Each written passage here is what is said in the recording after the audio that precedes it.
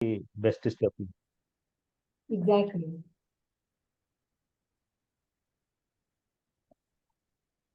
Actually, we have given time for all the participants 6:30, madam, as this is here with full of rain and this international research methodology workshop organized by Department of English, Other Indian and Foreign Languages, School of Applied Science and Humanities, Vision Foundation for Science Technology, VFSTR, deemed to be university.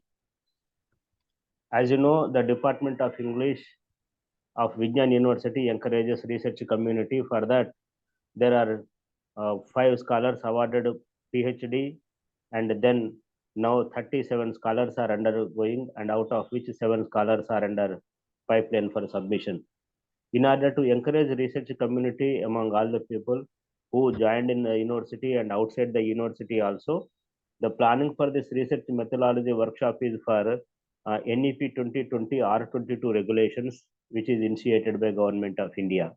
As a part of that, we wanted to actually to organize research methodology workshop with the initiation of Professor Sharda Madam, Head of the Department of English of our university, has made it open to all for all the people in and outside India.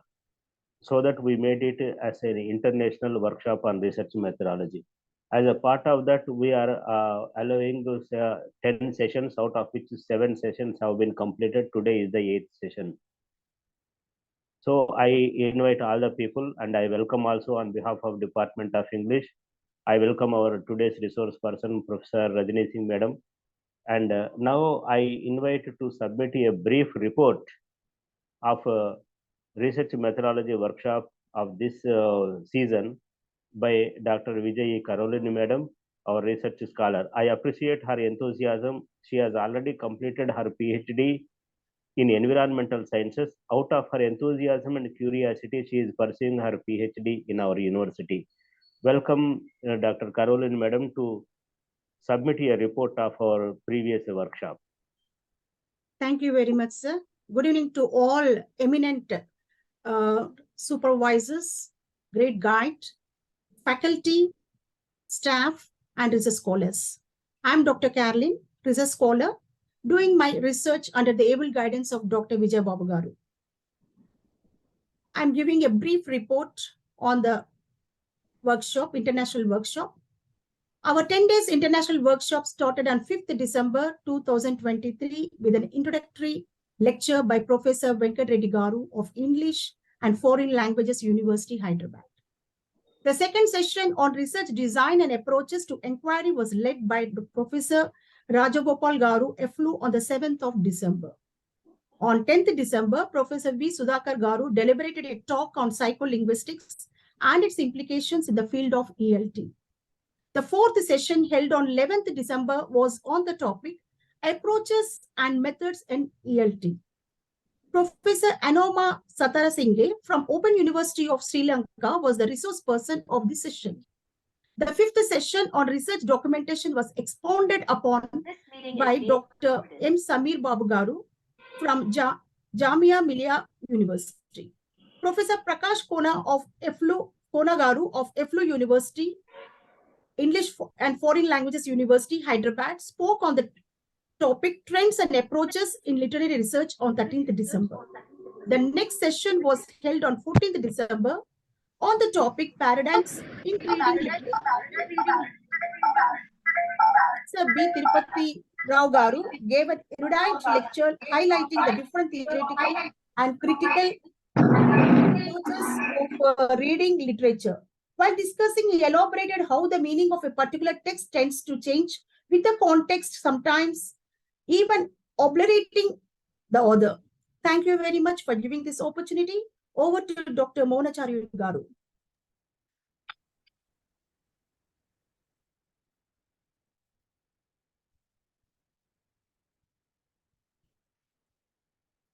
I think the sir is facing some network issue. Is it audible to you, madam? Yes, sir. Now it is audible. Okay. I request Dr. Rima Chakrabarti madam to initiate the program by giving a brief profile of today's resource person, Professor Rajni Singh madam, and also moderate the program. Okay, sir. Thank you so much, sir. Good evening to one and all. At the outset, I would like to thank Professor A. Sharda and Professor G. Mohanacharulu, Research Coordinator, for giving me this wonderful opportunity of introducing our resource person, Professor Rajni Singh, who would deliberate on the topic exploring interdisciplinarity in literary studies. Professor Rajni Singh has completed her education from Banaras Hindu University and is currently working at IIT ISM Dhanbad. In her career spanning almost 16 years, she has guided around 20 research scholars who have worked in diverse areas like gender studies, theatre, trauma literature, popular culture, diaspora studies, contemporary Indian English fiction, transgender studies, and many more. More than 26,000 people from all over the world have followed her 62 research papers, of which 45 are published in Scopus Index journals. Also, she has successfully completed 3 research projects funded by UGC, ICSSR, and National Human Rights Commission. She is also a former member of the National Commission for Women. Her connection to VFSTR has been for quite some time now. Almost a year and a half ago, she had given an erudite lecture on how to acquire research projects in arts and humanities for a national level webinar. Now, as I can feel the participants are being eager to listen to the talk, without any further delay, I would now like to hand over the mic to ma'am. Over to you, ma'am.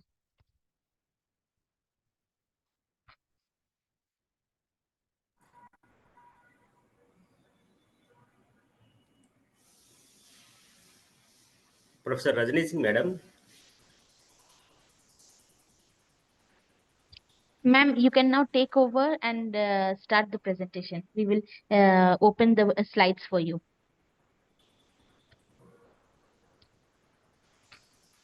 Make madam as co-host, na? Yes, ma'am. Yes, sir. So that madam can unmute her mic. Okay, sir. Okay, yeah, Rima, sorry. I thought that you were controlling the mic from there. So, yes. Thank you so much, Rima, for that beautiful introduction. And thank you, Carolyn, ma'am, for actually letting us know about the entire workshop, how it went in the past few days. Fantastic. And the college, the university has been doing really a good job.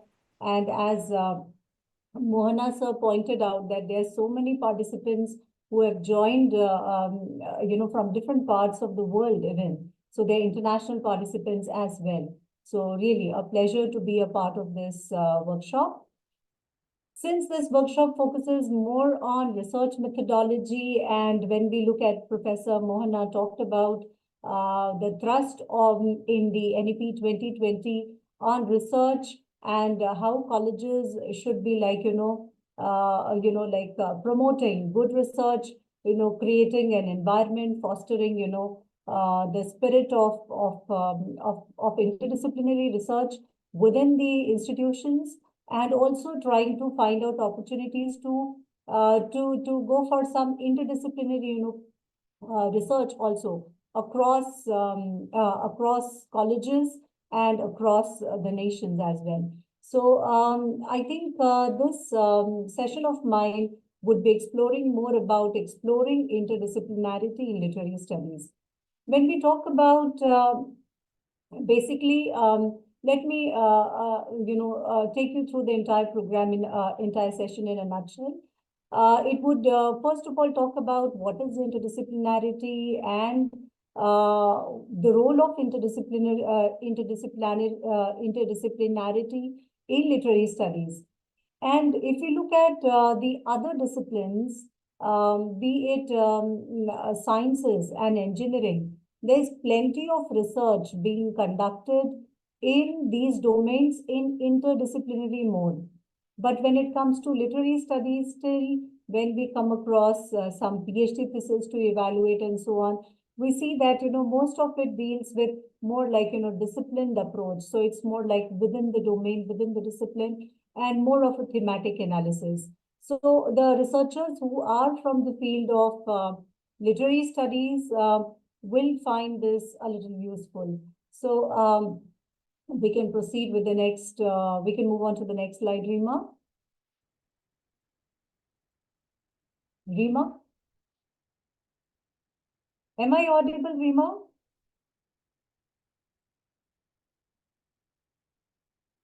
All right, so I hope I'm audible to everyone there, right, Rima? Yes, ma'am. Yes, ma'am. Okay, great, great. Thank you so much. So when we talk about interdisciplinary, or let's look at the semiological analysis. So when we look at the word inter and disciplinary, which is inter is prefix to the word disciplinary, and we see that it's relating to a particular field of study or specialization. Disciplinary is more related to the field of study or specialization. And the moment it is prefixed with the word inter, it turns out to be between two disciplinary, domains. And when we look at inter, I'll go with the basics and then move on to the specific. So when we look at inter refers to the contested space. Now, what is this contested space? The in-between spaces, which deals with problems, issues, or questions. And it also refers to the action taken on insights, which is derived out of the two fields. And the action taken on these insights, basically when a researcher approaches the domain, approaches a primary text and the other, domain, maybe it is, the field from sociology or from psychology or from philosophy. The approach, the researcher tries to maintain a kind of analogy between the two. What are the ways to integrate them?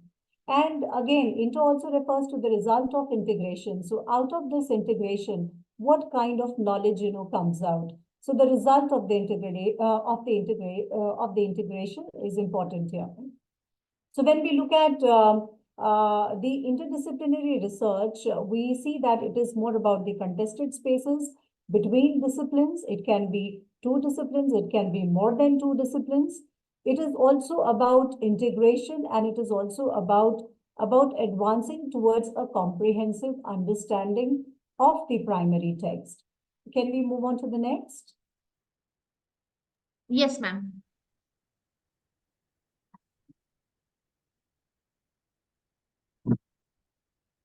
Ma'am, 1 minute.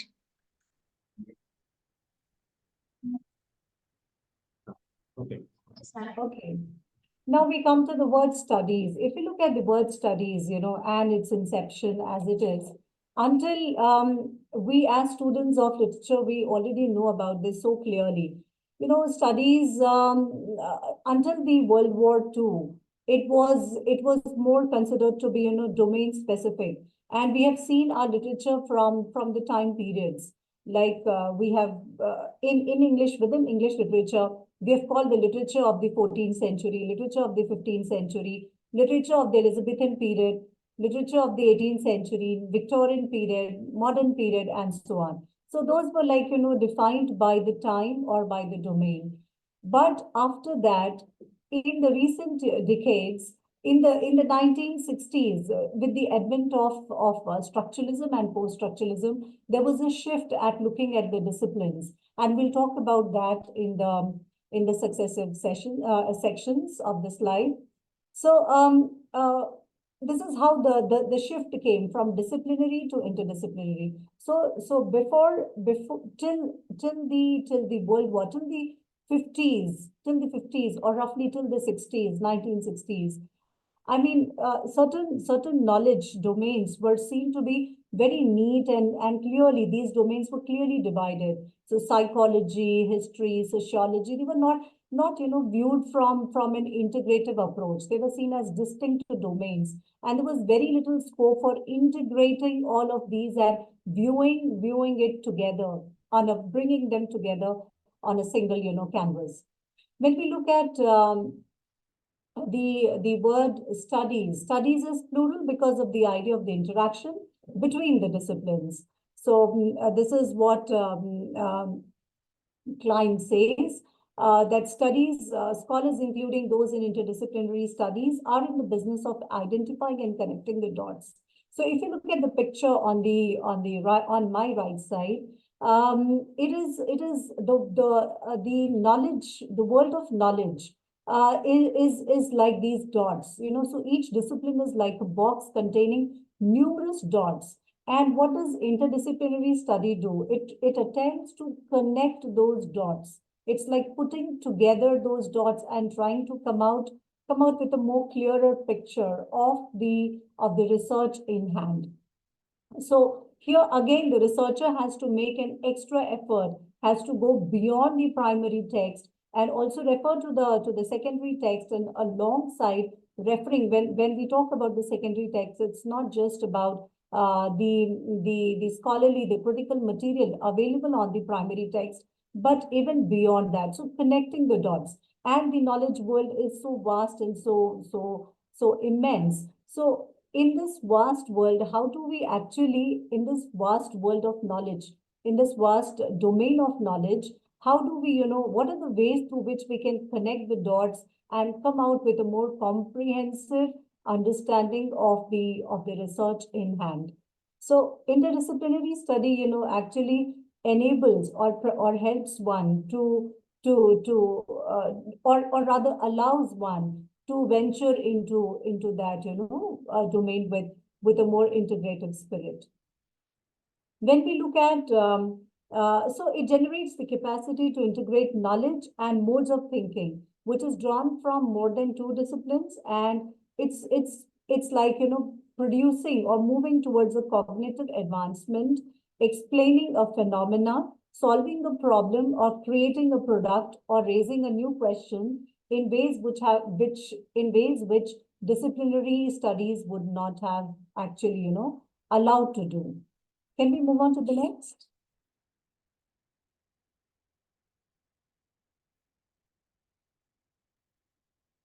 So when we look at interdisciplinary research, and why my thrust is more after guiding so many PhDs, when we also, you know, when I look at the research thesis which comes for evaluation, somewhere or the other, this note is missing. The note of, you know, interdisciplinary analysis is missing in the research which is conducted in the field of arts and humanities.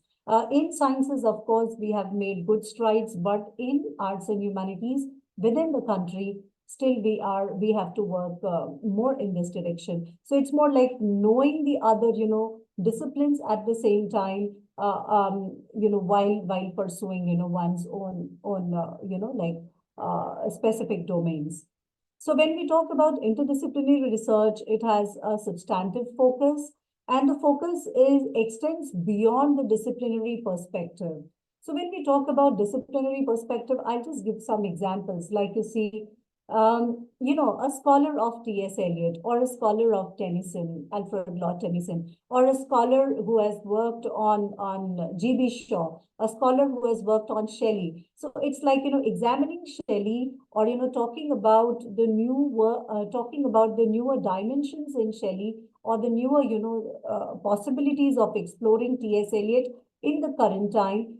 One in order to work to do one's PhD again on T.S. Eliot, or maybe on Shakespeare or Shelley, one has to go back to the already scholarly works produced on these writers. But again, you know, there is a point of saturation. These writers have come to a stage of saturation. So is it that these writers have become dated and there's no scope for further study of these writers?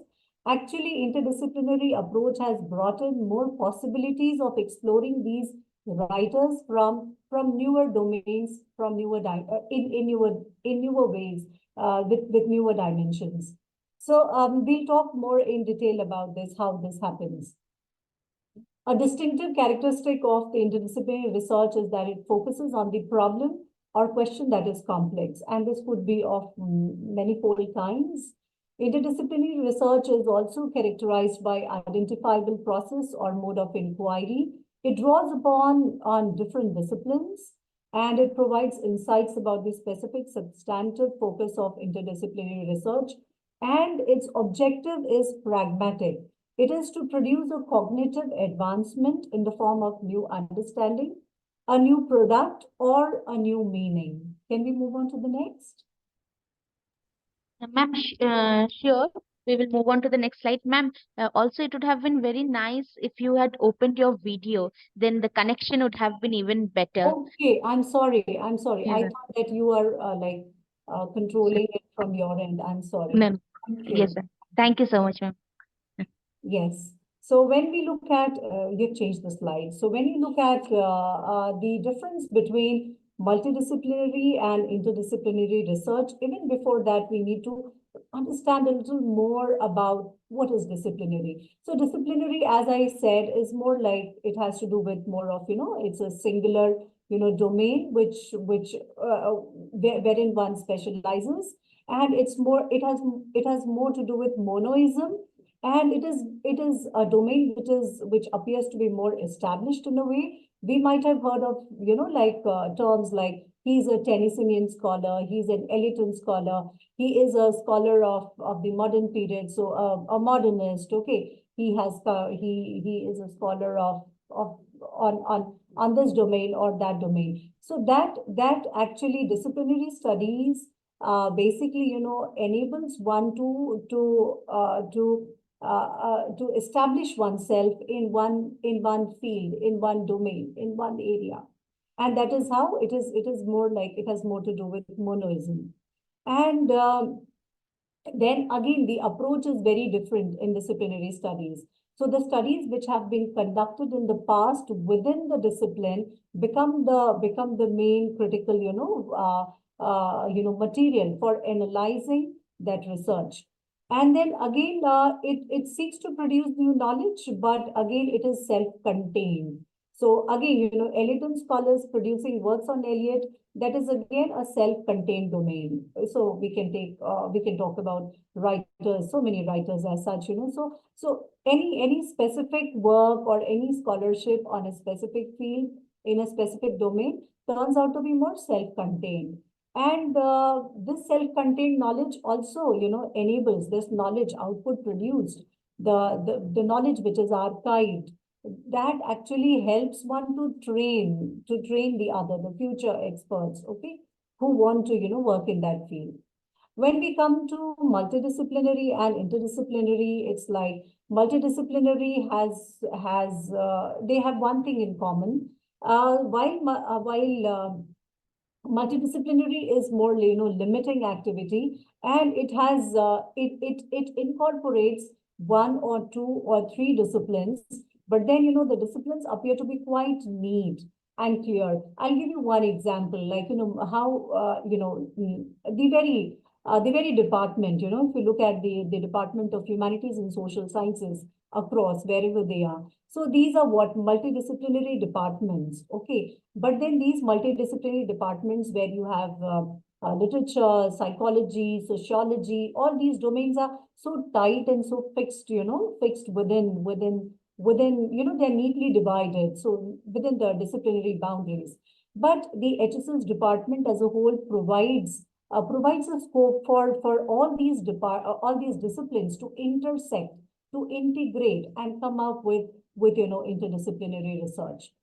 If you look into sciences as well, when we talk about, with examples, I'll try to explain this. When we talk about multidisciplinary, research, what could be a multidisciplinary research in sciences? So when mining department, collaborates with the environmental sciences department to actually to conduct some study of certain, open cast mine or underground mine. So the domains are very different, but then they come together with their knowledge. They come together, and they try to, like resolve the environmental hazards and so on. Likewise, mining machinery, and of course they appear to be quite integrated, but again they are very, very disciplinary in nature, like mining engineering and mining machinery engineering. Though there's a common, knot which connects them, but mining as a common knot which connects them, but then they are very, very, multidisciplinary.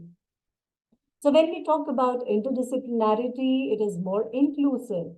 So it is like it's like, blending together and merging together. It's more inclusive, and it is inclusive of the disciplinary theories. So the theories of sociology, the theories in psychology, the theories in philosophy can, can be brought in, can be woven in a primary text, if the text, allows to do so. And the researcher here has to look for the possibilities of weaving them together. So the disciplinary theories, concepts, methods, so this allows to appropriately, weave all of it together. It also opens up alternative methods of inquiry. And if you look at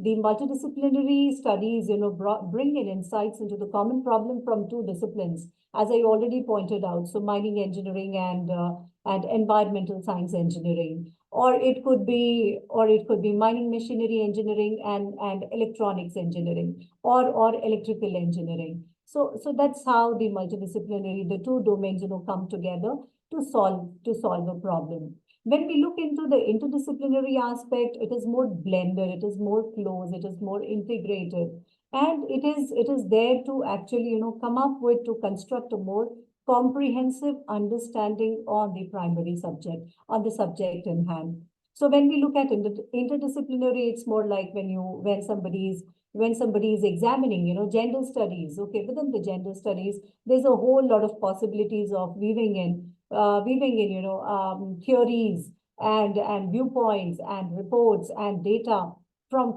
multiple domains. So women's studies is one, gender studies is one, then public health is one, which can combine medicine, sociology, psychology, and so on. Then cognitive science is one, which can combine neurology, psychology, anthropology, linguistics, even statistics. So this is how one has to, look into these. So rather than just, concentrating on the text alone, the primary text alone, the text, always offers possibility of integration. We just need to step out and look what are the possibilities and how we can integrate. We can move on to the next slide, please.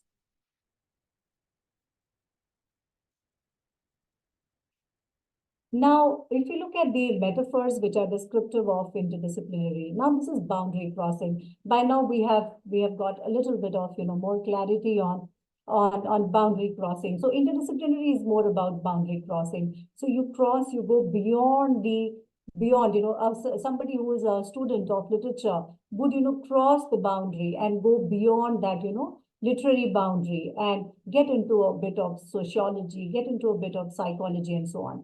And what is the purpose of doing so? It is bridging and building and mapping and finding out possibilities and understanding the text and the context in a better way. So boundaries between academic disciplines, as Klein says, is a specialist domain. And words related to boundary include turf, territory, domain, etc. And these boundaries could be in many forms, including political, social, economic, religious, ethnic. And the metaphor of boundary crossing is for the purpose of achieving an enlarged understanding. So this is one important aspect. Again, if you look at the kind of journals that we have across worldwide, most of the journals, there are very few journals which publish more in disciplinary domains. Very few journals. So most of the journals are given to interdisciplinary research.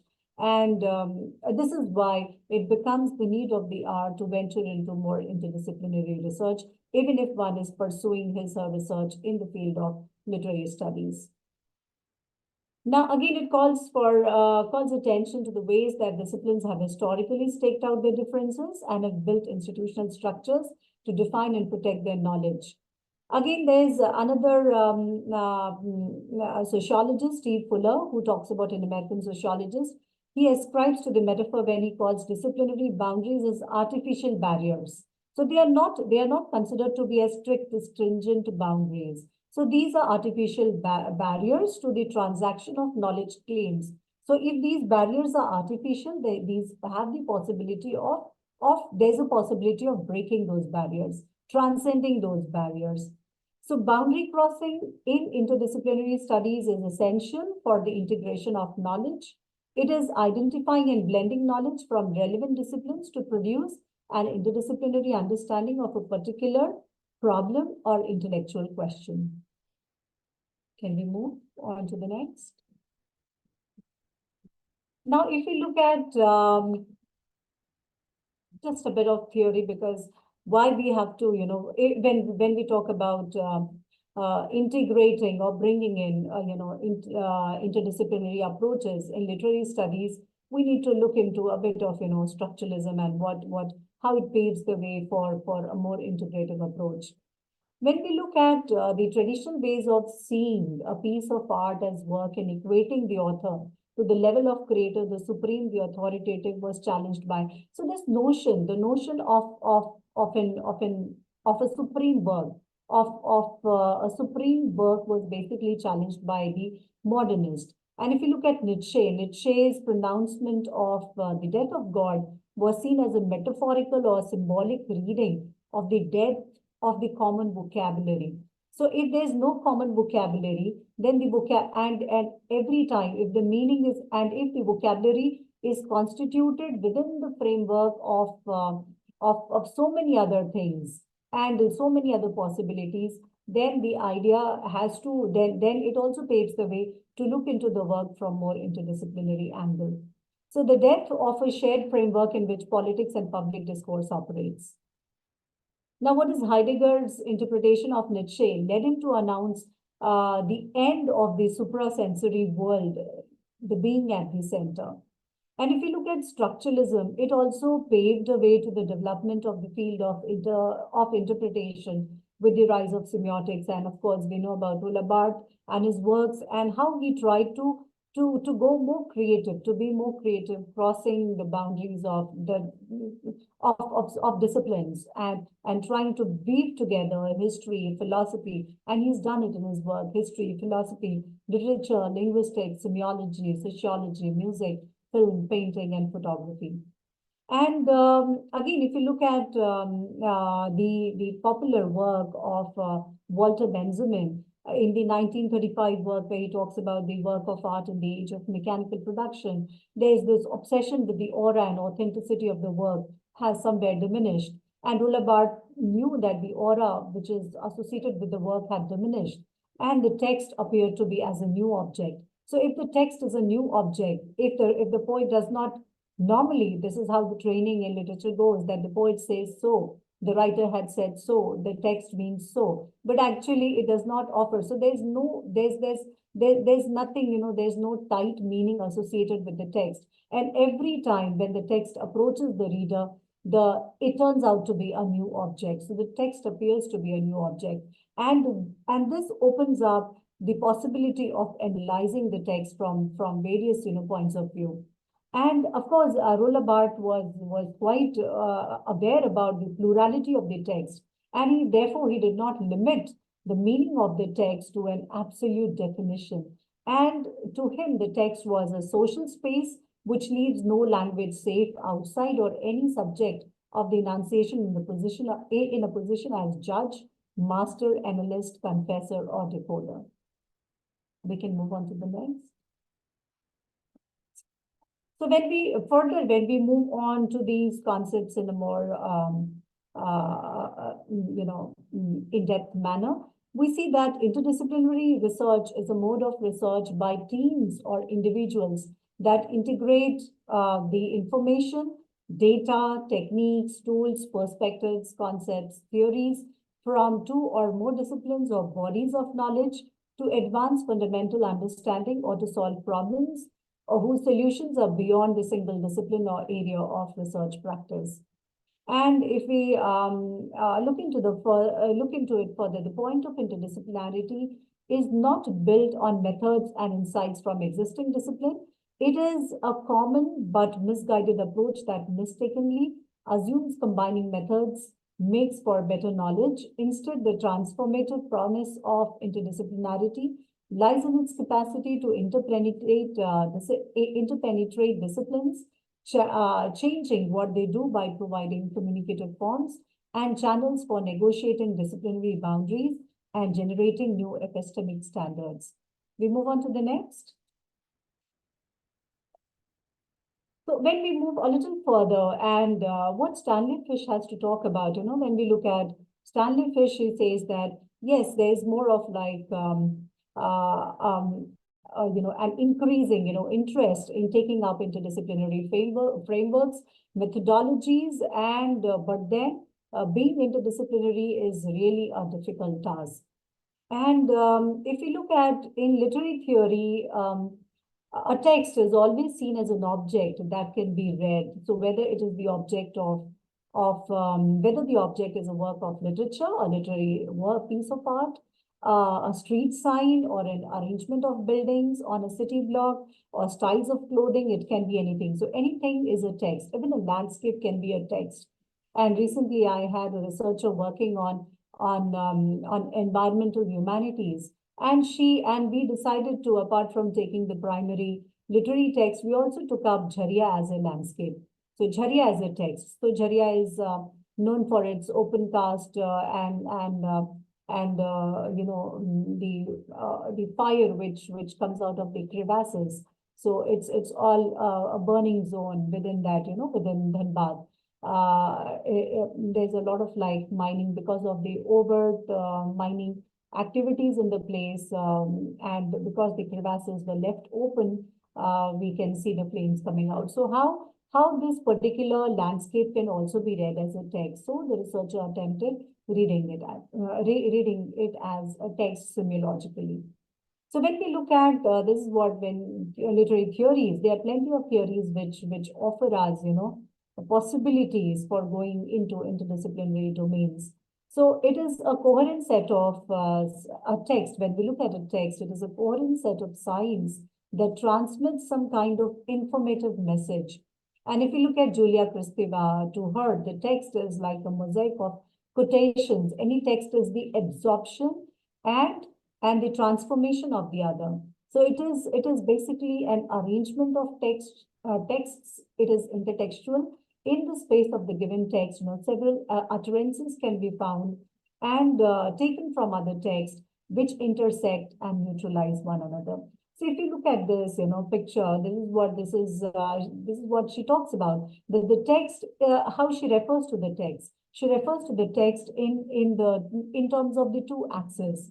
So you have the horizontal axis containing the author and the reader, where the author is also the reader, and where the reader is also the creator of the text, creator of the meaning of the text. And then the other axis is the vertical axis, where it's more like, that there's a text which precedes the text. So there's a text before a text, and before that text, there's again another text. So there's a text before a text before a text. So a text is not built up on its own alone. And this is what Kristeva talks about, that authors do not create text from their own mind, but rather they compile these texts from the pre-existing text.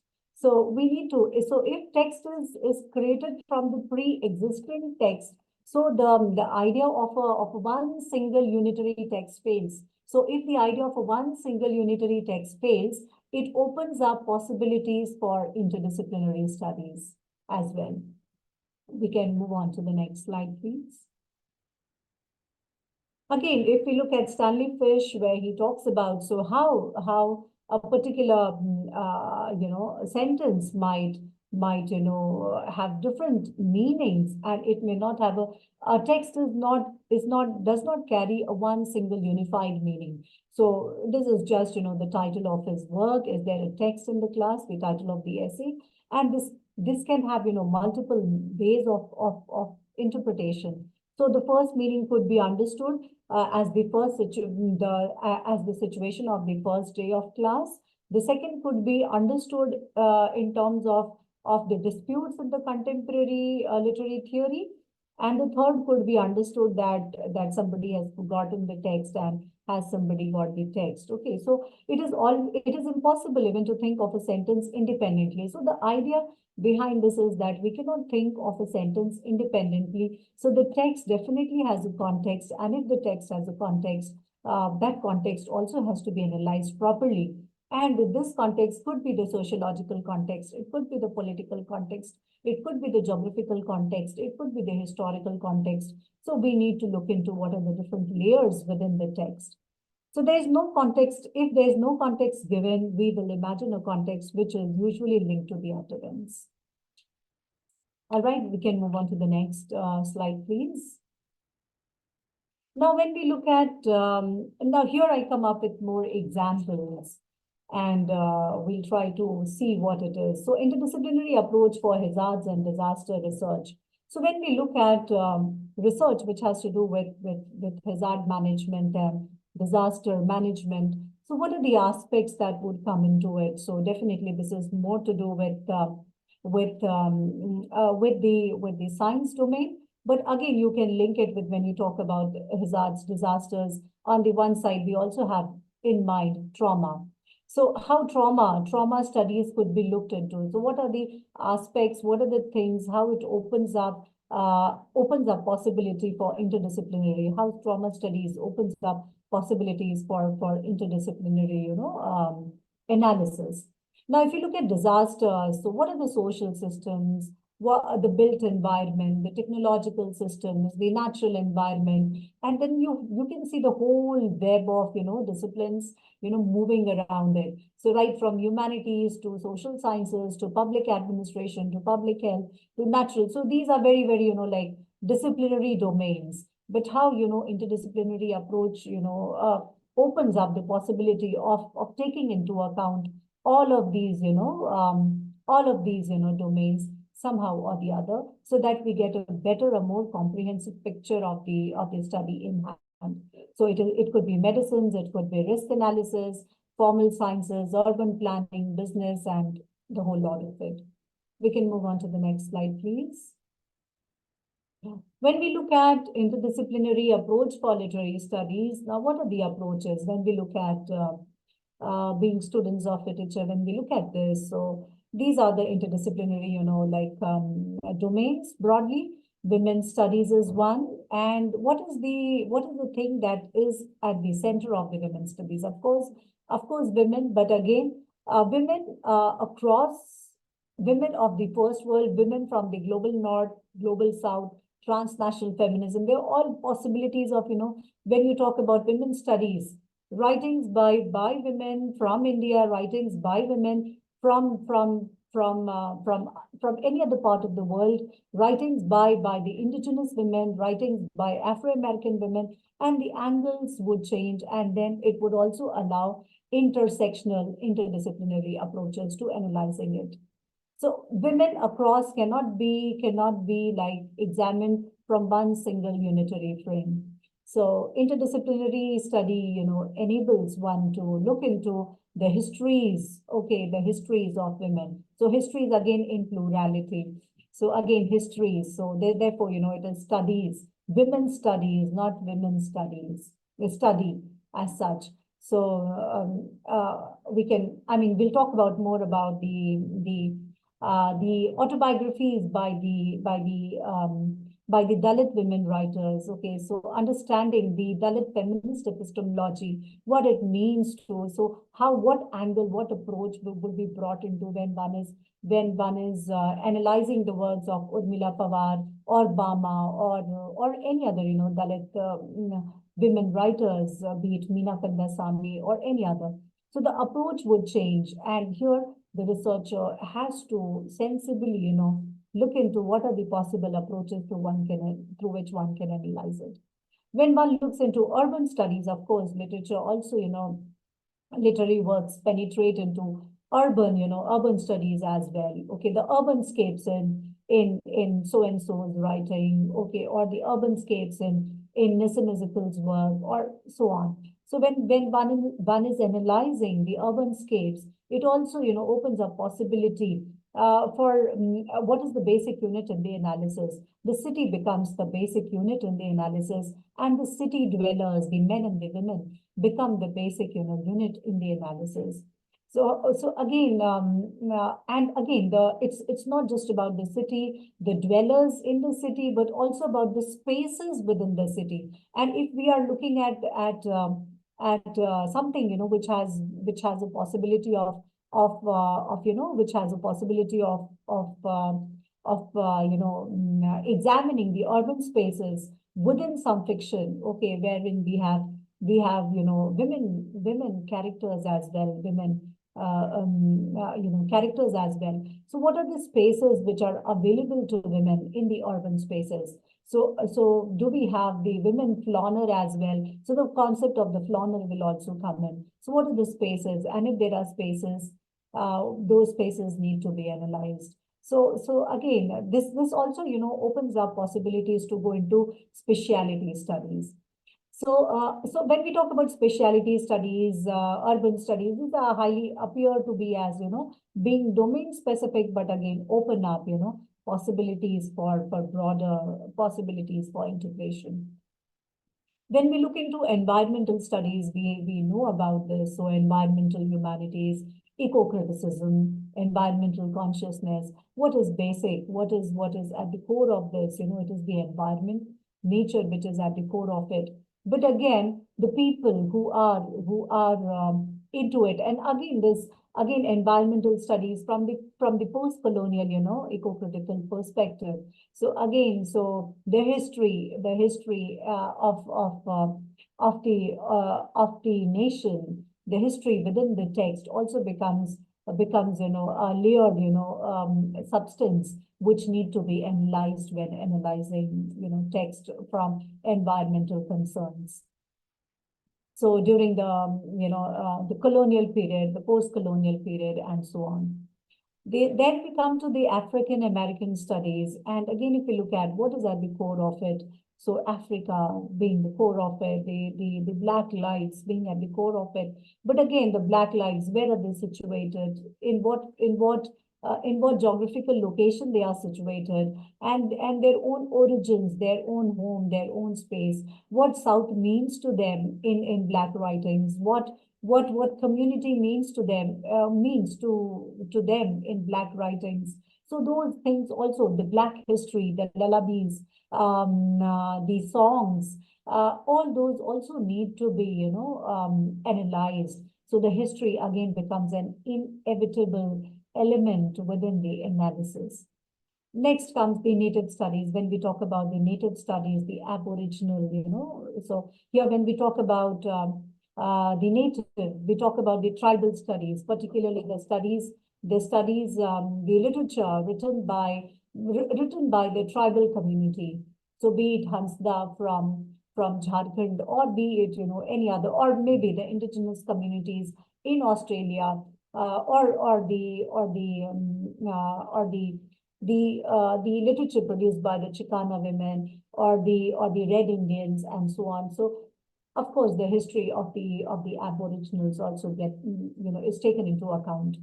When we talk about gender studies broadly, of course, the queer bodies, etc. So again, the queer bodies here, actually, it is not just gay-centered, but the queer bodies. So again, the LGBTQIA plus, the entire, spectrum of gender expansive spectrum, comes into discussion. And again, it cannot be, clubbed together and analyzed together. So if it is about the transgendered lives, the study will have a different kind of orientation. If it is about the Hijra life, or the Kinnar's life, or Aravani's life, as we call it in Tamil Nadu, things would be A. Revati's. If somebody is attempting to examine A. Revati's autobiography, so the approach, the angle would be fully different. So understanding the lives of the trans becomes very important, and the trans histories becomes very important, because the trans history is what it would mean to American scholars would be very different in an American context, would be quite different from what it means to us in the Indian context. Okay, so that becomes important. So the location, the geographical location also plays a pivotal role, and this is how the interdisciplinary aspect has to come into it. It cannot be just examined from the thematic perspective, not at all. So we have to, so again, in order to understand the predicament of the trans lives, one has to examine the histories of trans within the country, and within the country, again, within the different cultures, north, south, and so on, and then examine it. So that requires a lot of work.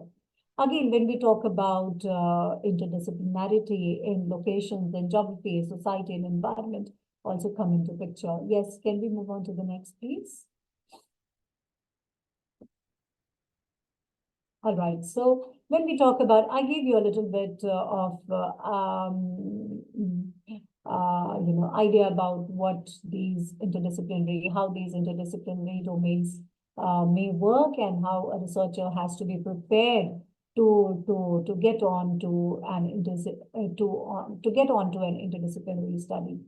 Now, when we look at women's writing or women's studies, it opens up a vast, possibility of examining women's writing from different cultural, geographical, socio-political, perspectives.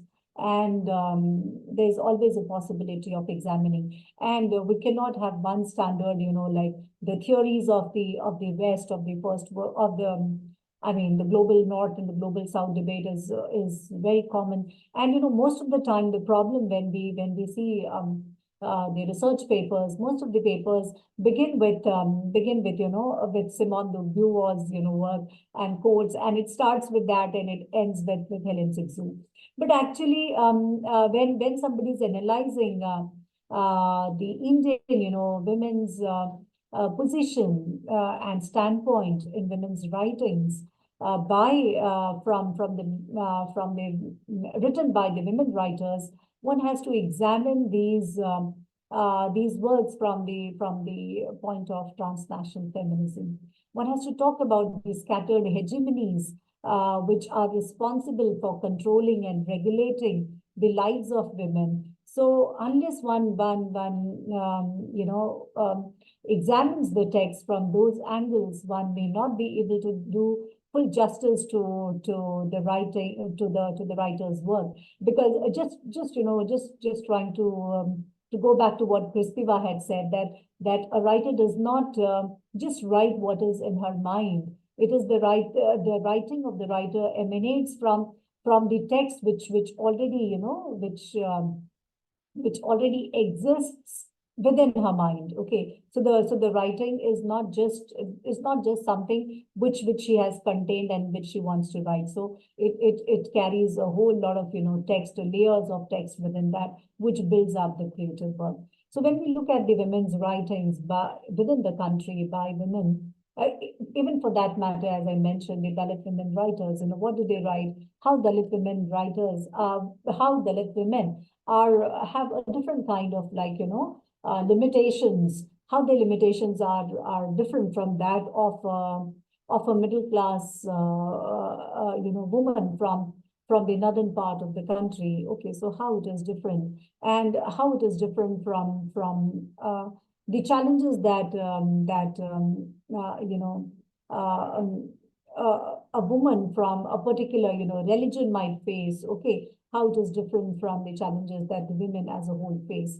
So these are the things that we need to look into. Like when we talk about challenges of a particular religion, when we talk about, I meant here the female circumcision, okay, which is exercised by a certain certain group of women within a certain community, even in our country, and of course it is practiced in the African countries as well. So I mean, those things actually need to be looked into from the socio-cultural perspective as well.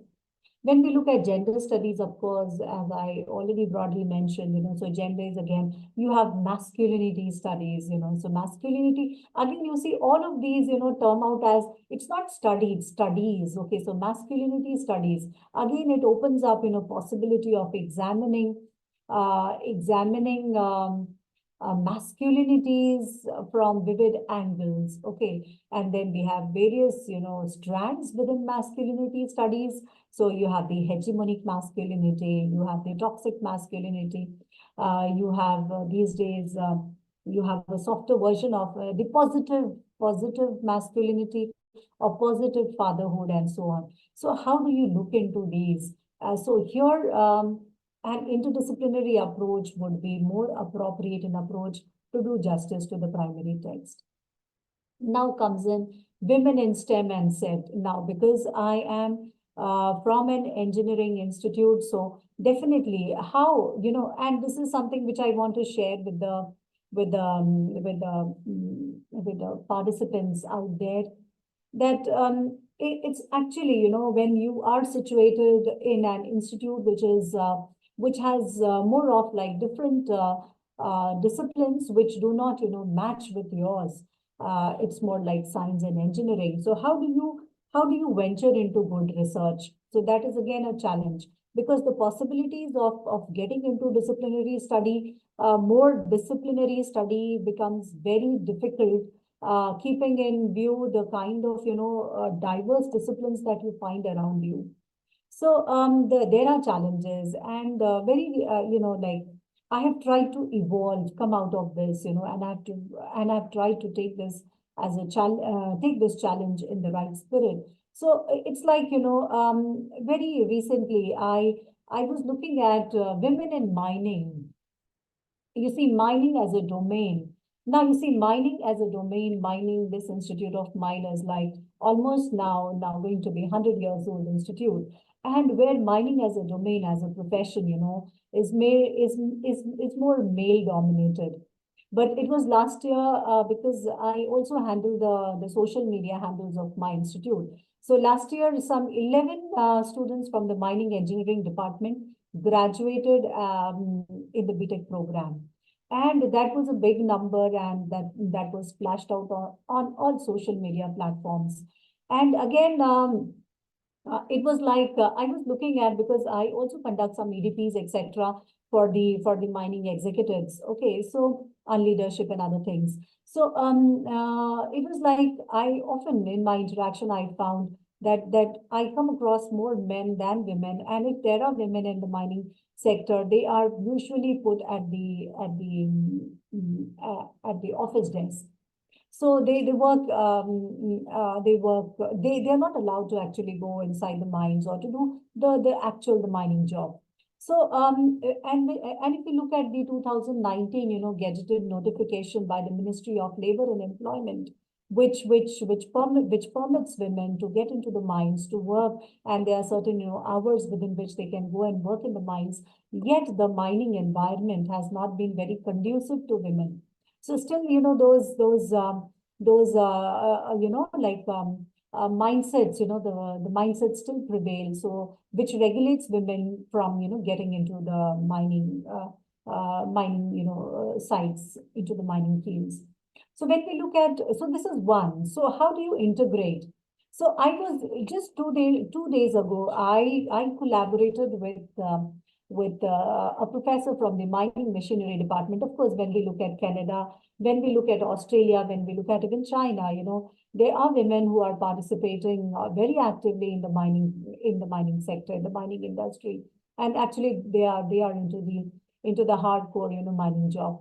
But in India, it's just I mean, there's more of silence on the subject, though there are laws, but then there's there's silence on the subject, and the discussions have not, enough debates or this discussions have not opened up on this domain. So very recently, just 2 days ago, I interacted with a professor from the mining machinery department. So how, the human machine interaction, and when you talk about the human machine interaction in the mining operations in the open cast mine. So of course, the mining department, the electronics department, and the mining machinery department, which is into the manufacturing of the machines for the mining purposes. So all the three, three different, disciplines, come together, and then they work on a solution. So this is more like, multidisciplinary approach, right? But then what is an integrative approach then? So I was like talking to him, and I said that, how the machine and man, because it's more like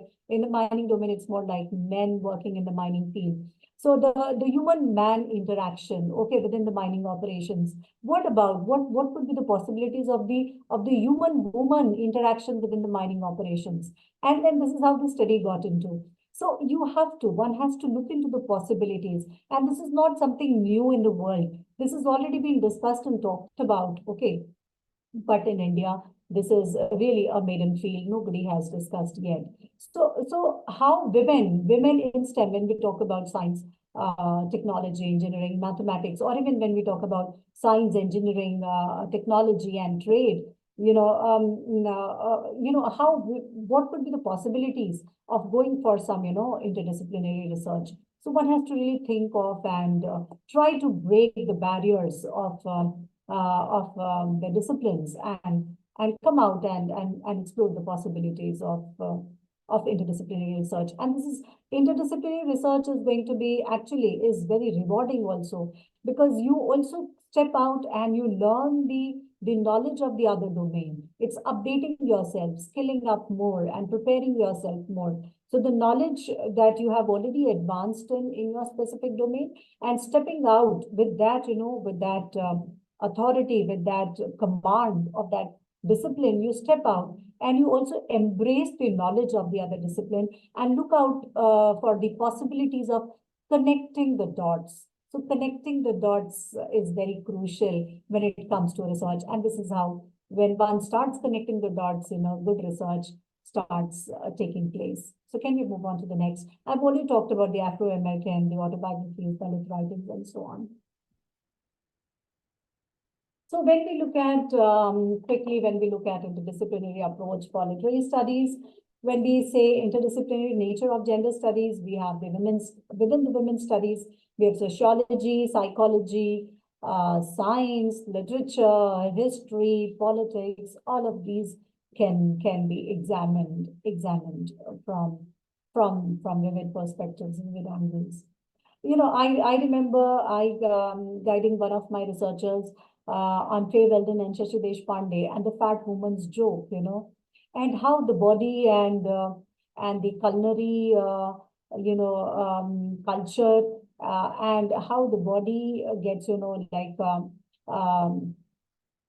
stereocast or stereotyped, in a particular culture is examined. So so how woman, food, and femininity can be viewed together from an interdisciplinary approach.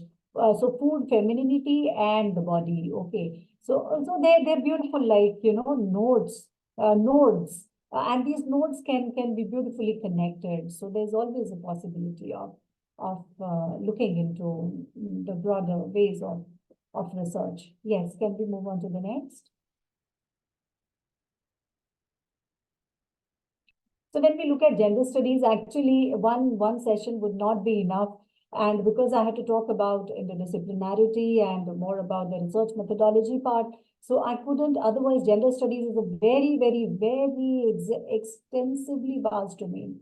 And I think another session would be needed for this. So it's a very, very complex, web of multiple dots. And these dots are the disciplines in itself. And how does one connect these dots and come up with a good comprehensive analysis of the text is really a challenge. So what is more important that one should approach, first of all, as a researcher, this is just a small suggestion that, as a researcher, first of all, eschewing the primary text becomes very important. Once the primary text is eschewed, after you have eschewed the primary text, you move on to the secondary text, the works which have already been done on the primary text.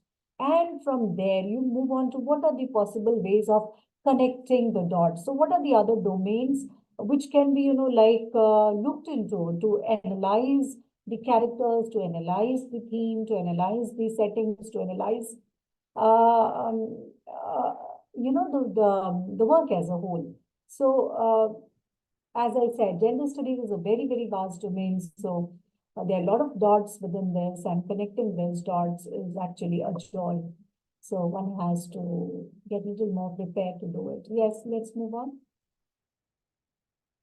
Now, when we talk about gender studies, of course, we have the essentialist, beliefs within the gender studies. Again, it's very domain specific. So again, a session is required for it. The gender differences, the social norms, the division of labor, gender physical specializations, and so on. And if we look at the other one, it is more about the manifestation of the gender biases, gender relations, gender power, and within this you have subordination, then you have the stereotyping, Then you have multiple burden. Multiple burden is one. And what is multiple burden? Now, you see, I read a couple of, papers. In fact, even I got one paper, even I published one paper, which was about the pandemic, how you look at, the pandemic and women, so women situated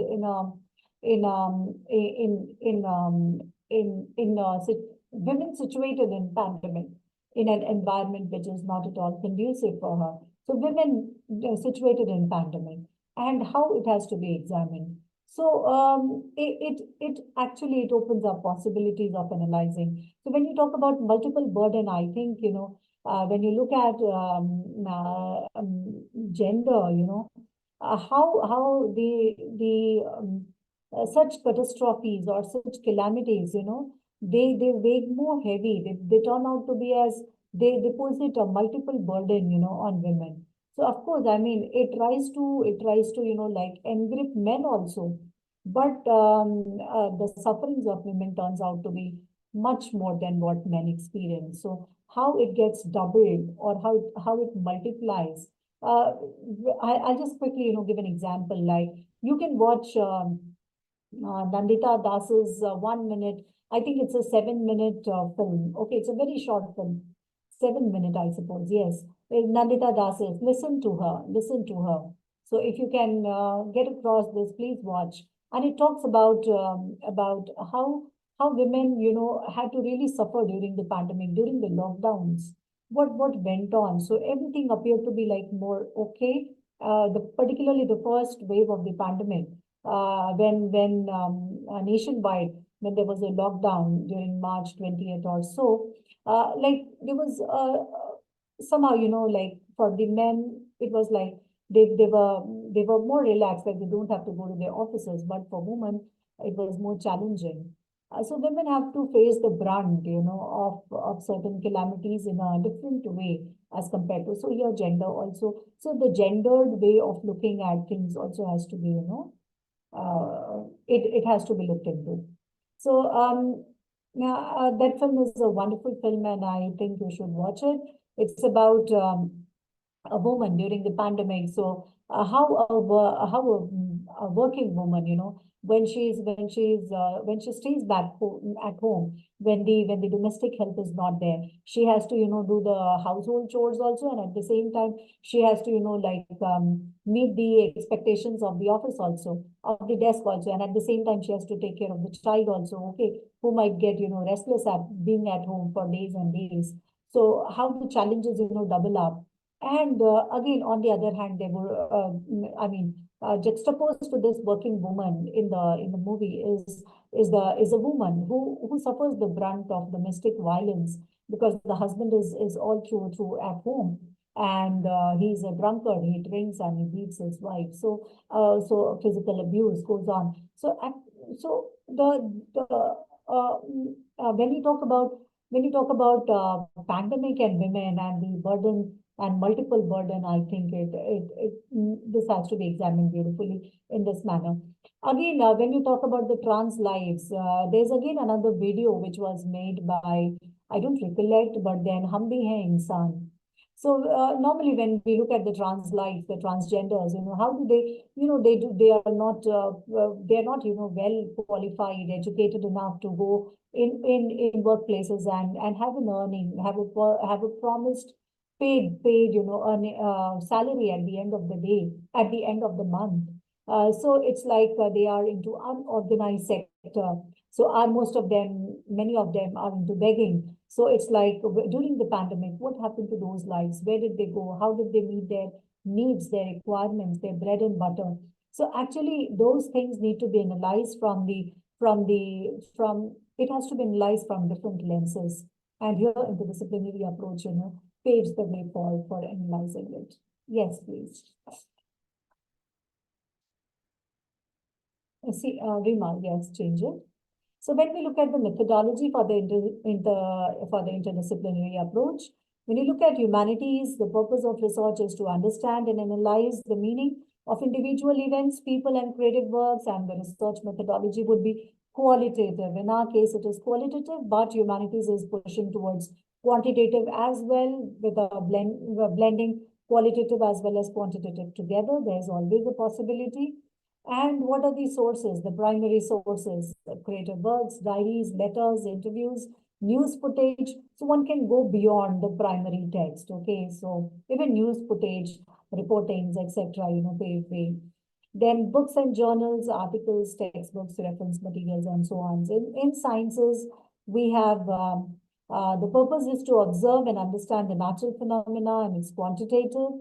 The results of experiments, research, and clinical trials are into focus as the primary sources, and books, journals, articles, textbooks, reference materials can be are the secondary or the tertiary sources. In social sciences, it's the purpose of the research is to solve social problems and understand group interactions. So I did one social science research, being a student of literature, yet I ventured into social science domain, and I did a reality check of the transgender lives in the country.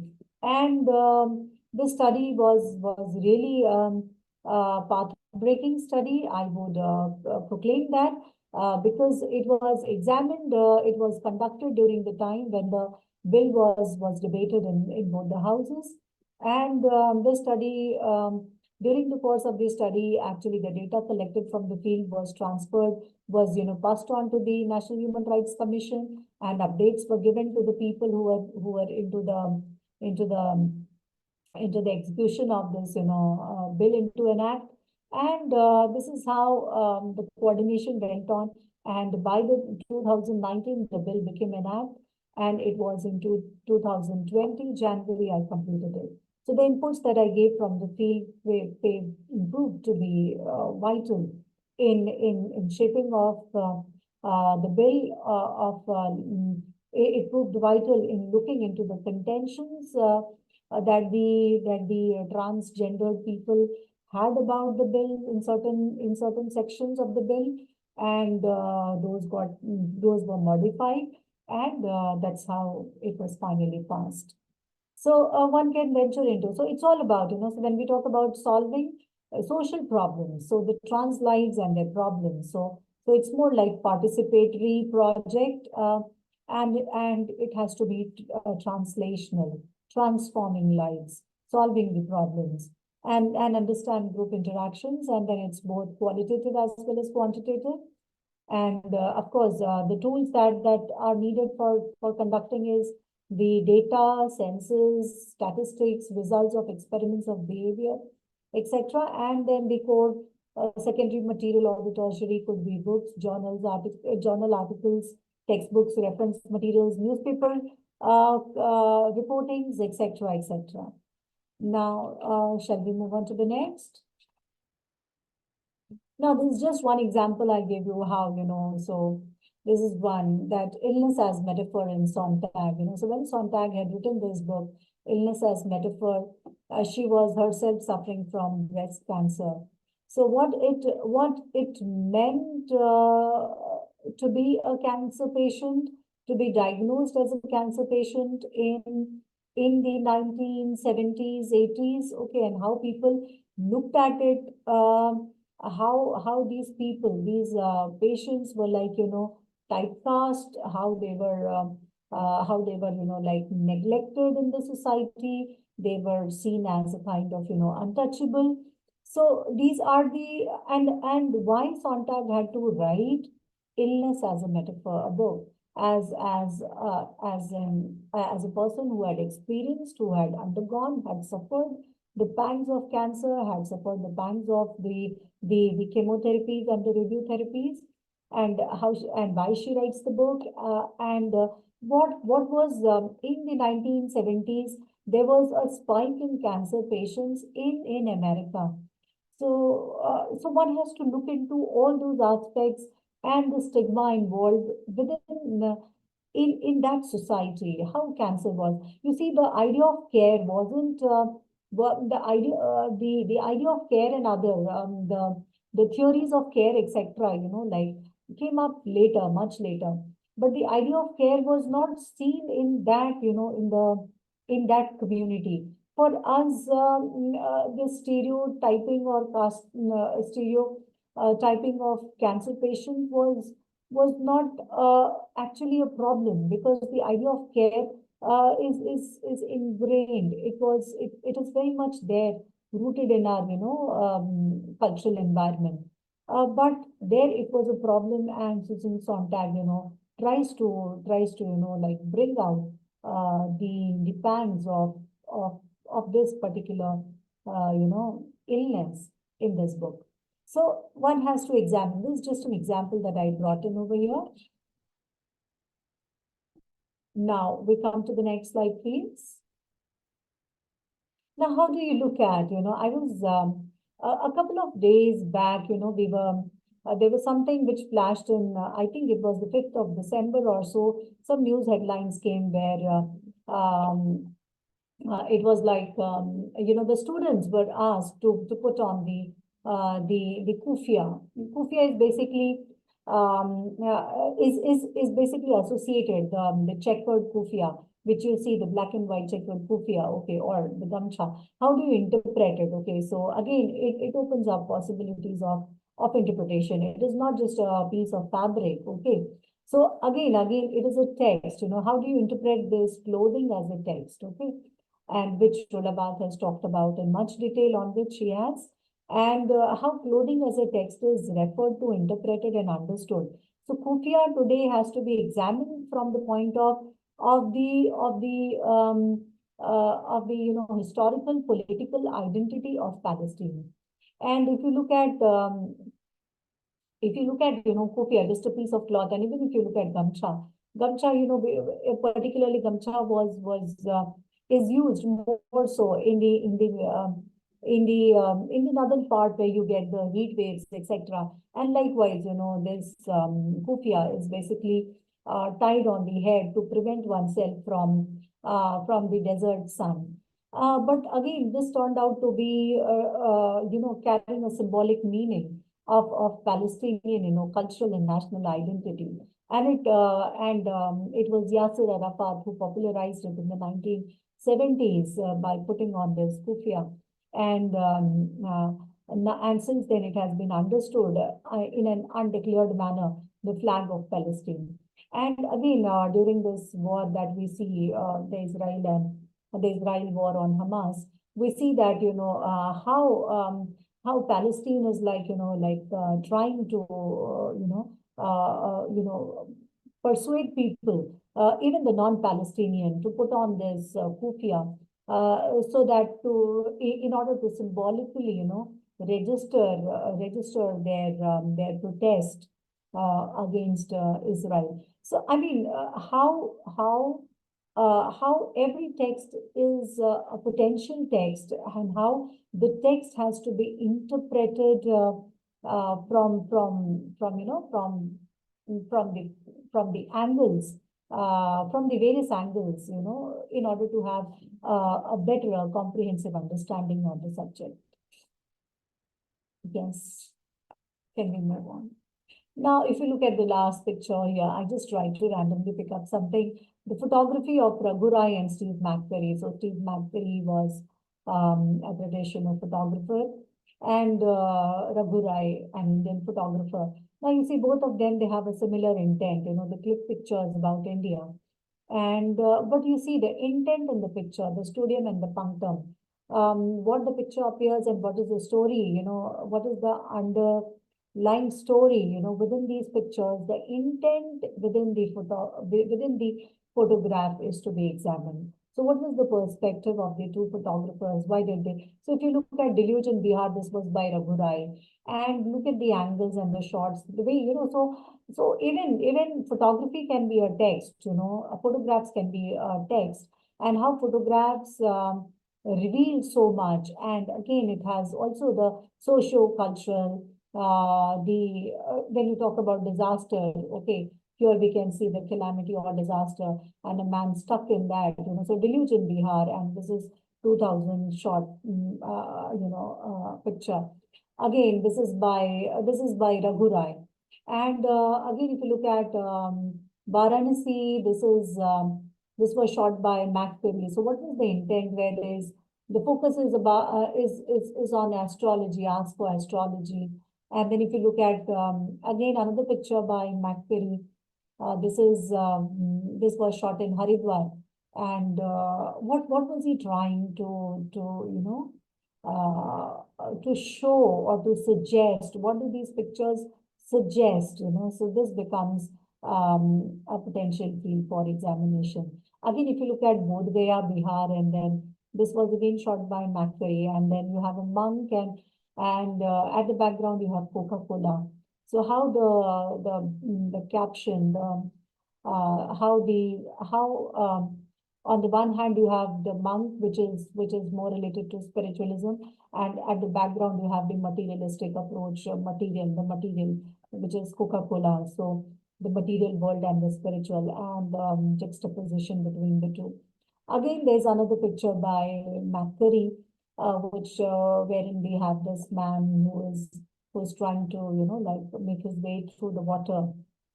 It's almost like he's almost like drowned in it. And this is of Porbandar, Gujarat. What does it talk about? And then there's this man's head on the machine. So what does it say? So what narrative does it talk about? And of course, one has to go back and see the deluge of the 1983, what it was. So history also gets into picture when examining it. Yes.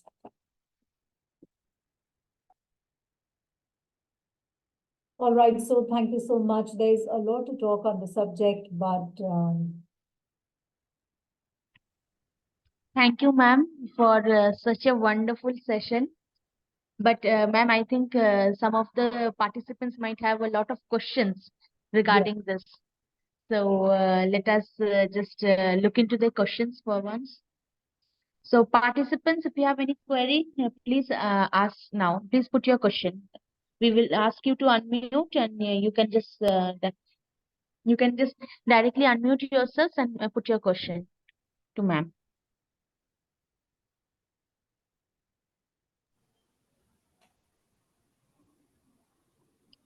Ma'am, some of them are writing questions.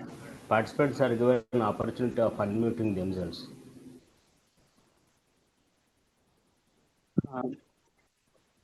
Good evening, ma'am. good evening. Yes.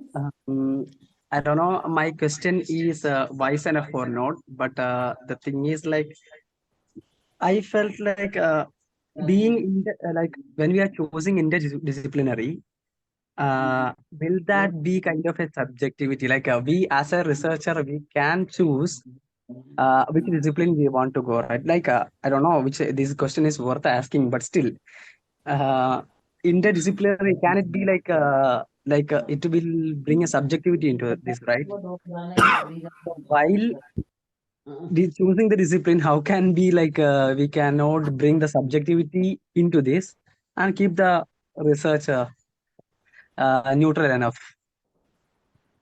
Okay, so you're asking that, of course, when we are stepping into interdisciplinarity, we are trying to be more subjective in the research. Ma'am, yes. Go ahead, Amjad. No, it's ma'am. My question itself is confusing, I guess. Like as a researcher can choose the disciplines that he want to go. So No, will it be subjectivity kind of thing? Vikram, you're Vikram, right? Amjad. Okay, sorry. So no, it is not about choosing, it's not about choosing. It's about, thinking and looking for possibilities. Okay, it's not about choosing. It's not that you sit with the text and then you say, fine, now let me choose, something from philosophy, something from sociology, something from psychology, something from history. And no, it does not happen that way.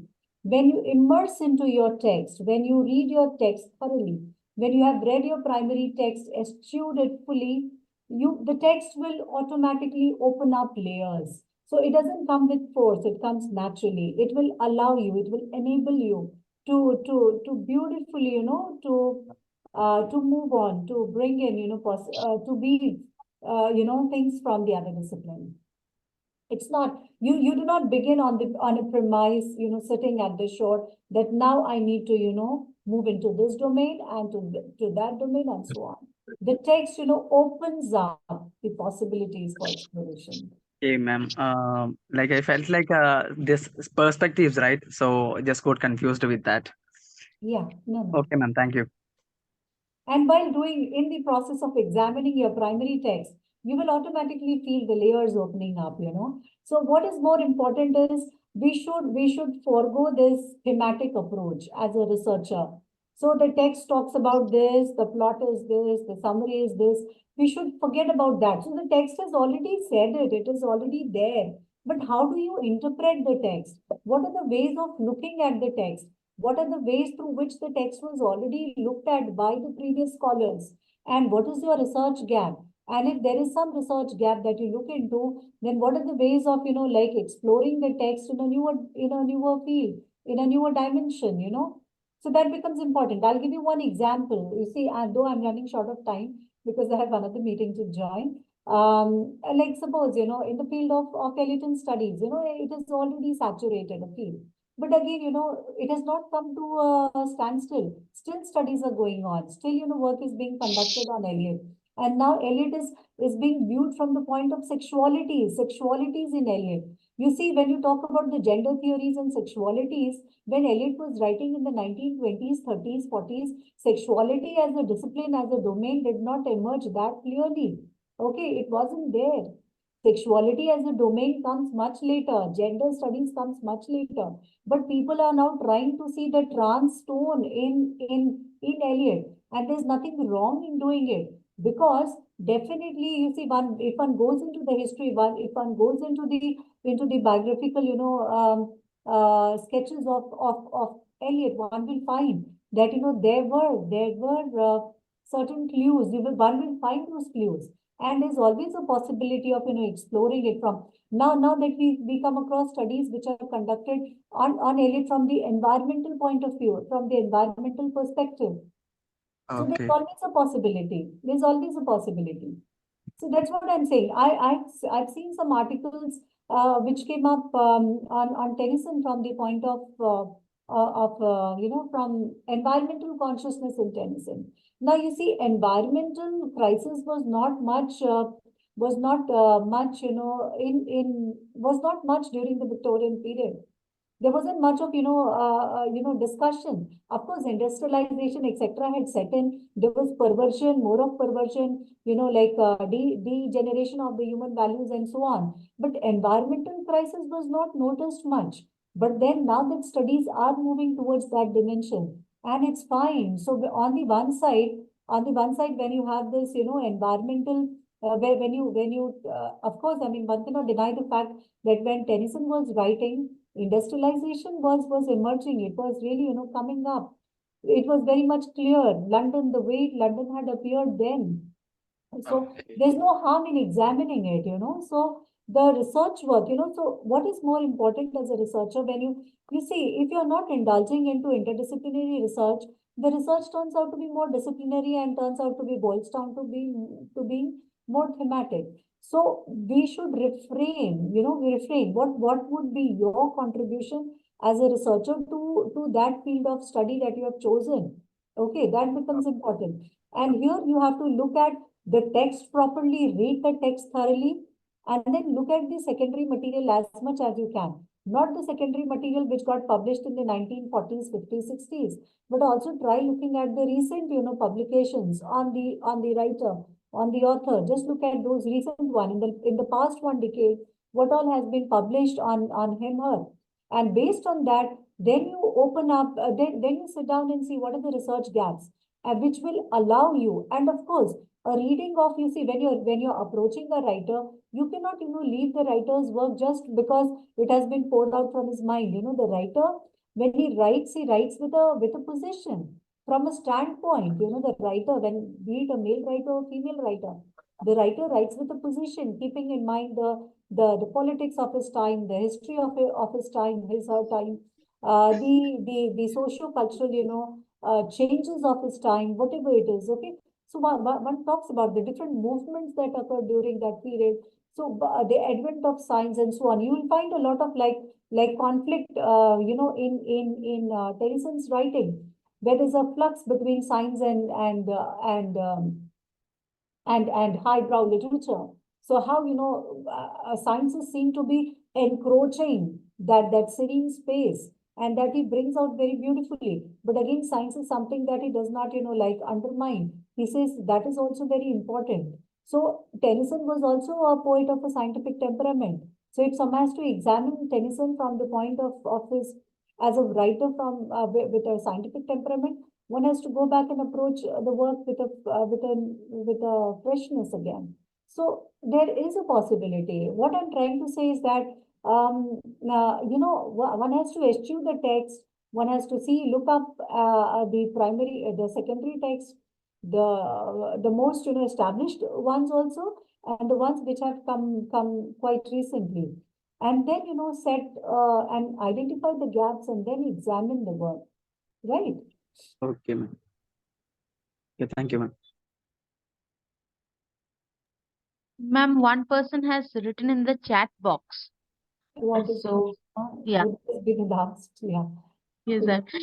So that person is asking that the person is working on the analysis of mythological women characters of Chitra Banerjee, Kavita Kane, and Amish Tripathi. Right, Now, right. yes. Now, while doing so, if she takes references from psychology and sociological studies, she's asking whether it will be called multidisciplinary or or interdisciplinary, maybe.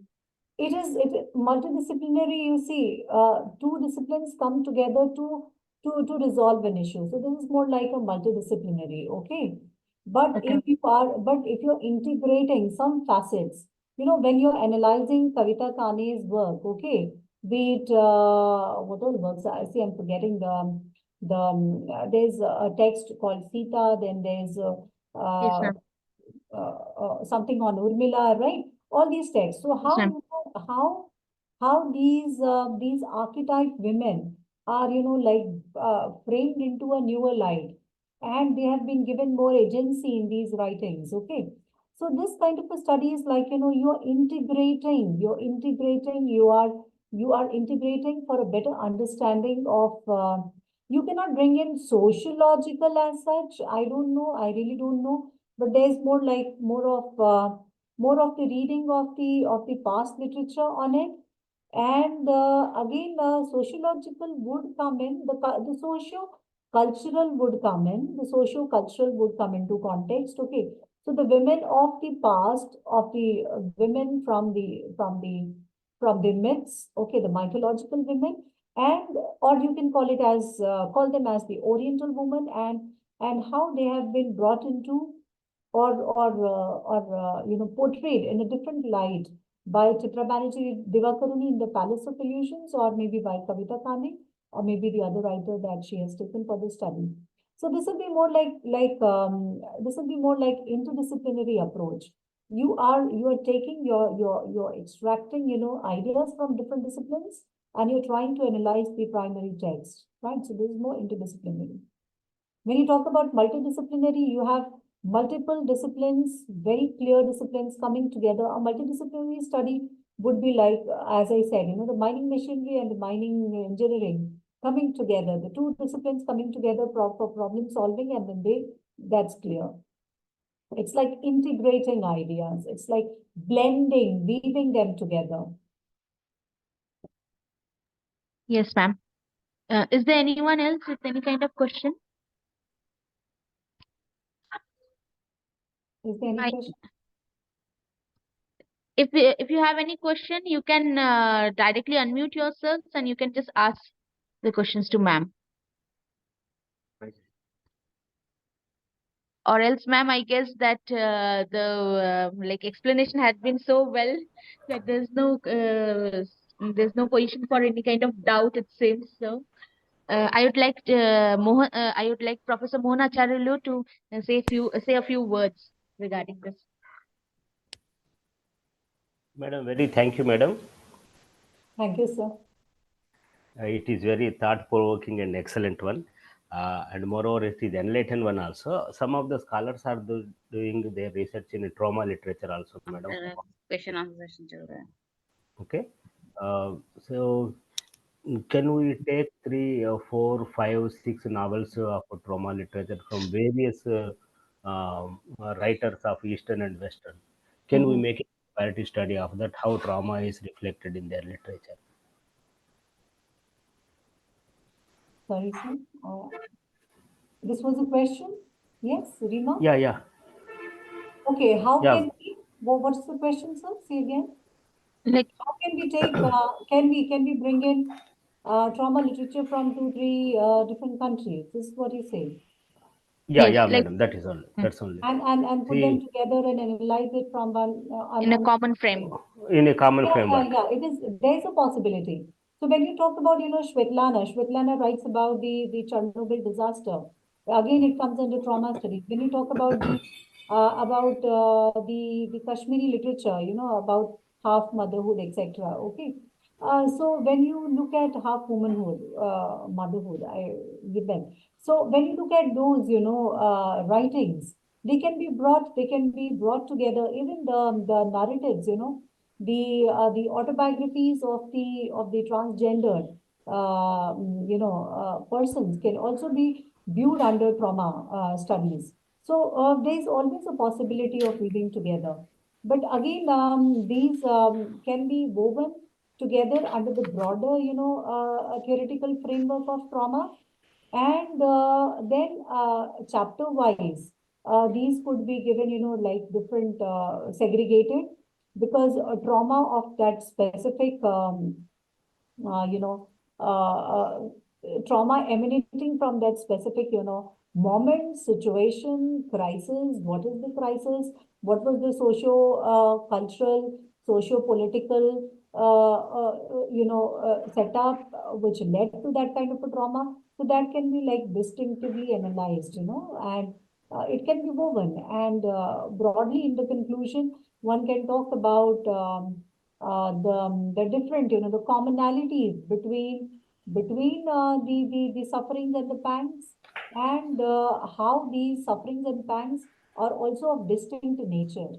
So the conclusion can talk about the commonalities between the sufferings and pangs, and how they are distinct from each other. This can be possible. Yes, sir. Thank you, madam. And another clarification from one of the scholars that why literary theory is needed in research. And his supplementary question is the application of literary theory essential in the research making an argument? Okay.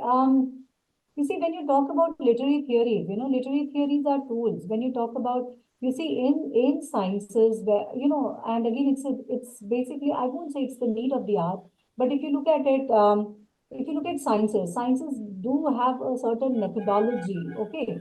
Social sciences, they do have a methodology. In our case, we also have a methodology of, like a textual analysis. Okay, textual analysis of the text. But when you look at the literary theories, literary theories are also helping us, aiding us in understanding the text. And these literary theories have not emanated out of something abstract, So these literary theories have emerged from the experiences of a reader, from the experiences of being the reader, how to approach the text. What are the ways of looking at the text? Many of the social theories have emanated from the grassroots, like issues. So these theories cannot be neglected. These theories cannot be ignored. And it is essential as a researcher, it is essential for us to know these theories. Because when you talk about a scholarly approach in a writing, in your work, this actually substantiates the your viewpoint. It helps in actually saying what you are trying to say. So it aids you, it supports you in a big way. Thank you, madam. Very excellent. But I think this answer will enlighten most of the scholars, though just they are going simply reading the text, madam, and analyzing the text, but not applying if it is a psychological theory or a feministic theory or any other approaches.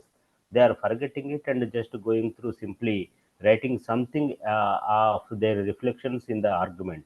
So your answer, literary theory as a tool can be applied to the literary text. Madam, one last clarification is Yes. most of the research scholars are from literature background. They are taking the textual analysis making those textual quotes as it is as a premise for their argument, as an evidence for them. So what is going on here, when it is going for this plagiarism check, they are not excluding the quotations. Yes. Though we are making the citation within the quotations only, giving the proper reference and giving due respect to the other, in spite of that, they are not excluding the quotations. So that becomes a problem for them. In this context, what is your opinion, madam? Because most of the scholars from 16 states, they have joined here now. Then they can make a plea to their research deans, saying that excluding No, the no, quotations there's in literature. actually, you all should ask for a Turnitin account, Yeah, Turnitin Turnitin account. software. Yes, so first of all, you should ask your Dean R&D for a Turnitin account. And in fact, every faculty, every supervisor should have it. So the supervisor has the Turnitin account, and as many researchers working under the supervisor, once the researcher, like normally what the practice is in our case, like the researcher writes a chapter or the researcher writes an article which has to go out has to be submitted to some journal for publication.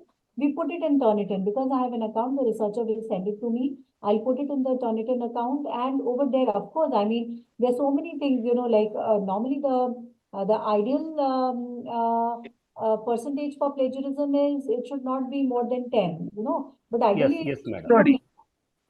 Yes, Any madam. പക്ഷേ ഇപ്പൊ എനിക്ക് ഇല്ലാതെല്ലാം ഉണ്ട് കഴിച്ചിട്ട്. Hello, hello. please mute. Continue, madam. Continue, madam. Yes. Sorry. So it should be less than 10. Normally it says it should be less than 10. In our Yes, case, ma'am. we try to, so because we have the access, we have our account, so we check it. And of course, I mean, when there's a quote from the primary text, or even if Yes. there's a quote from the secondary text, the secondary text, if it is referred to properly, there could be two issues here. Is it that the researcher, when he quotes from the primary text, he's not bringing the primary text in his references, in his work cited? If he is not doing so, then it will, reflect in his work as plagiarized. Okay. Yes, And madam. from wherever they are getting the plagiarism check done, they have to, there's a select button there which says exclude citations. Okay. So Mm. once you exclude the citations, all those things will go away, and then you will have the raw whatever one has written. So once the citations within inverted commas stuff is like, excluded, exclude the quotes and the citations, etc. Then, of course, I mean, it will spell out what is the percentage of originality in the work. So it will spell out. So it should be less than, in any case, it should be less than 10. And one should try reducing it to 4-5%, not more than that, but 10, less than 10 is permissible. I would say that you ask for a Turnitin account. Every faculty should have that Turnitin account, which gives more, freedom and space for the faculty to really, like to look into the researchers. Because see, the students come to the supervisor with a lot of different kinds of writing, from where they have written, what they have borrowed. Sometimes they do it, they once they have written, once they have, they have drafted the chapter, they come and consciously, unconsciously, so many, code structures, like are just, they exist in the text. So unconsciously, most of the writings, most of the repetitions or the borrowings, are seen, unconscious borrowings. There are some conscious borrowings also by some researchers. So we need to, and it's very difficult for the supervisor to actually to track and have a trace of everything. So here the Turnitin account, the plagiarism checker will really help the supervisor in conducting the research in a much a good way, maintaining Okay. the originality of the work. So you Okay, should madam. ask for it. You should ask for it. Okay. Thank you, madam. Because there was a huge discussion going on in South Indian universities whether to exclude quotes or not. No, it But should be. when It should be. it should be, that's only, madam. So that we are taking inputs from research eminent personalities like you, and we will And place. if you see, the point is, if the researcher is quoting something, even if he has quoted from some magazine or some website, newspaper, wherever it is, that has to be brought properly in the references. Okay, madam. If Thank it you. has been brought in the references, then it won't be a problem. And it has to be within double inverted commas. Okay, Yes, if it is without the inverted commas, then that is a short case of plagiarism. yes. Thank you. So, Thank you, madam. Thank you expressing your opinion on this one. thank you. So this will help most of the universities in South India, particularly deemed to be universities where they put the margin of 5 to 10% or below 5 to 10% Yes. for submission of the thesis or research paper on this. Now over to Reema Chakraborty madam to propose a vote of thanks for this, as madam has exceeded 17 minutes of time as she is engaged in some other activities. Thank you very much, madam, for spending your Thank you valuable so time. much. Thank you so Over much. to Reema, madam. Thank you, ma'am, for this wonderful session. This was this session was actually an example of how one can be exhaustive and to the point at the same time. So the session was really focused, and I guess the explanation of the difference between interdisciplinary and multidisciplinary has worked as an eye opener for many of us. Because like these days we have sometimes we feel this confusion, so it has been an eye opener for many of us. And I would also extend my regards to the entire team of organizers, and especially our head, Professor A. Sharda and Professor G. Mohanacharyu, without whose support the event would have been impossible. Last but not the least, I would also like to thank the participants whose keenness towards research has made this program a success. Thank you so much, ma'am. And we wish to see you again on some other lecture on gender studies next time. Sure, Rima. Thank you. Yes. Thank you, madam. Thank you. We Thank you, seek same everyone. cooperation. Thank you. Seek your cooperation in the same length to our university for conducting different types of programs, madam. Sure, sir. Thank you, Thank sir. you very much. Thank you. Now the feedback link is given in the chat box. Sakkar sir, can Yes, we sir. keep it? How much time do we keep it for? It would be open till 9 p.m. Okay, it will be open for 9 p.m. and it will the same link is also given in the WhatsApp group also. It is there in the chat box in the WhatsApp group also. So utilize them, and two more sessions are there. Sir, Sarkar sir, tomorrow session? Yes, sir. Yes, sir. Our next session is on 19th. That is 19th. Tuesday. Okay. Dr. Dilip Bharat, Professor, Department of English, Bhavnagar University, Gujarat. He will be talking on new age tools in research. Okay, sir. So, Okay, sir. one more thing, all the participants, please fill out the form shared in the WhatsApp group. I think Dilip sir is going to analyze this data, then only he will deliver the lecture. So I would request all the participants to fill out the form and share as soon as possible. Thank Rima, you. Thank may I leave now? Thank you. Thank you. Thank you so Thank much, you, ma'am. ma'am. Yes, ma'am. Thank you. Sure, ma'am. Thank you, madam. Thank you for spending your valuable time. Thank you, one Thank and you, ma'am. all. Dr. Sir, Sarkar sir, with your permission, I am ending the meeting. Yes, sir. Just You can okay, stop I'm recording sharing also. it in the group. You can stop recording, sir. Thank you, one Okay, and sir. all.